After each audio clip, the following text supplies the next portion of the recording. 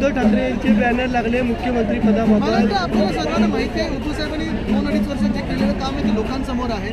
बाकी महाराष्ट्राची जनता ठरवेल. आम्ही ही निवडणूक स्वतःसाठी लढत नाही ना कुठच्या पदासाठी लढत आहोत. ही निवडणूक महाराष्ट्राच्या स्वाभिमानासाठी लढत. मुख्यमंत्री पदाचा मुद्दा जो सातत्याने चर्चेत आला, शिवसेनेनं घेतलेला होता, मात्र काँग्रेस आणि राष्ट्रवादी पण कशा मला वाटतं आपण एक पाहिलं असेल, चेहऱ्याशिवाय होईल असं दिसतंय. एक महत्त्वाचा प्रश्न म्हणजे महायुतीचं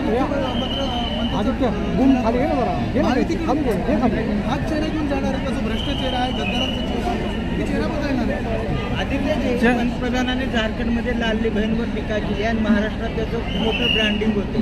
कसं बघते? मला वाटतं पंतप्रधान महोदयांनी हे पण सांगितलं की झारखंडमध्ये बांगलादेशमधून आणि बर्मामधून लोक आलेले आहेत, ते आपल्या सैन्यावर आक्षेप घेत आहेत का, की संशय उचलत आहेत का, की बॉर्डर कोण सिक्युअर ठेवत नाही आहे. जे घुसखोर आहेत